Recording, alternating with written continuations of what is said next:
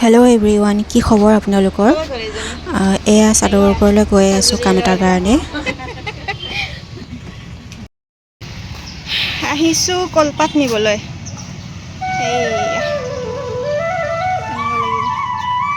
টানিবিনে? মই টানো।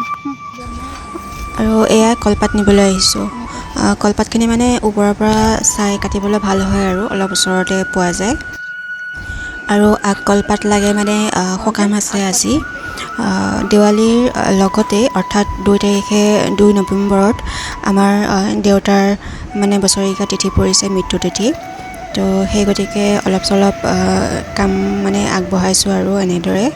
আৰু ৰুমাকো মাতি দিলোঁ, তাইও আহিলে। দুজনী মিলিজুলি কৰিলোঁ আৰু কামখিনি। আৰু কেৱল নিয়মটোহে কৰা হৈছে আৰু মোৰ মন মগজুৱে যিখিনি ঢুকি পাইছে সেইখিনিয়ে কৰিছোঁ আৰু। কাৰণ মানুহ মাতি মানে সকামৰ কাম কৰিবলৈ মোৰতো তেনেকৈ সময়ো নাই আৰু তেনেকৈ মানে জানে আৰু আপোনালোকে কেনেকৈ মই দিনবোৰ পাৰ কৰি আছোঁ। তো সেই গতিকে মাকো এনেদৰে কথাবোৰ শ্বেয়াৰ কৰি থাকিব লাগে, তেতিয়া ভাল পায় আৰু নহ'লে চিঞৰি থাকে।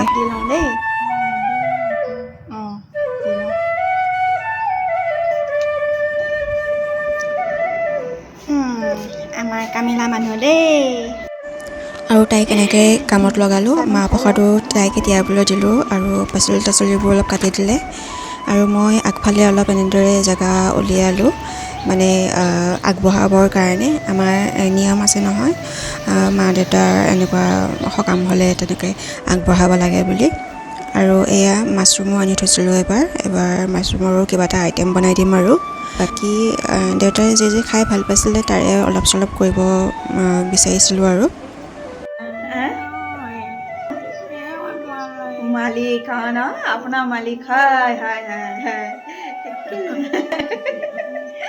মালিকৰ আজি কি সকাম? আৰু ৰুমাই কাম এটা কৰিলে চাওকচোন। এই দেউতাৰ ফটোখন আগত আনি মাক সুধিছিলে কোন হয় বুলি। মায়ে কিন্তু একেকোবেই চিনি পালে আৰু ক'লে মোৰ মালিক কেনেকৈ বুলি। তো শুনি দেখি খুব ভাল লাগিলে।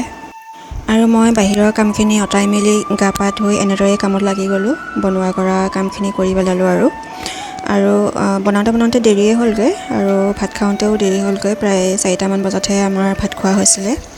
আৰু এয়া দেউতাৰ ফেভাৰিট বস্তু গাহৰি বনাইছিলোঁ আৰু তাৰ লগে লগে এইবোৰ।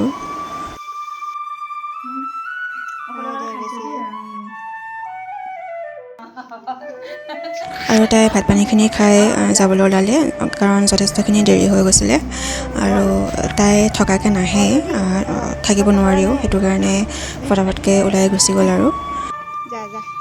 আৰু বাকী কামখিনি মই অকলেই কৰি পেলালোঁ।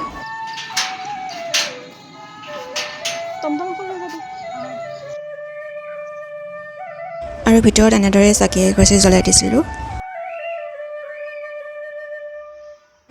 এয়া মই কিবা মিঠা এটা বনাবৰ কাৰণে ৰেডি কৰি লৈছিলোঁ, চেৱাই দি পেলাই। সেইটো বনাবলৈ থাকি গৈছিলে, মই ভাবিলোঁ পটাপটকৈ বনাই দিওঁ বুলি।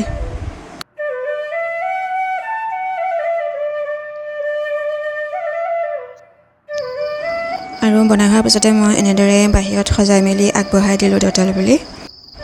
দেউতাইও আগতে এনেদৰে কৈছিলে কাকা আইতালৈ বুলি, গছৰ তলতে দিব লগা হয়। আৰু আগদিনাখনৰ পৰা মাক কৈ আছিলোঁ, মানে দেউতাৰ তিথিটো পৰিছিলে বুলি। তো আগদিনাখনৰ পৰাই মায়েও মোক কৈ আছিলে যে নাপাহৰিবা দেই বুলি। তেওঁৰ সেইখিনি যে মনত মানে আহিছে, কথাটো ক'বলৈ পাৰিছে, সেইখিনি মোৰ কাৰণে বহুত আৰু। এইবাৰৰ দেউতাৰ কামখিনি এনেদৰে আগবঢ়ালোঁ আৰু। বন্ধু বান্ধৱীসকল, আজিৰ ভিডিঅ'টো এইখিনিতে সমাপ্ত কৰিছোঁ। মোৰ ভিডিঅ' চাই ভাল পালে ছাবস্ক্ৰাইব কৰি দিব। Thank U.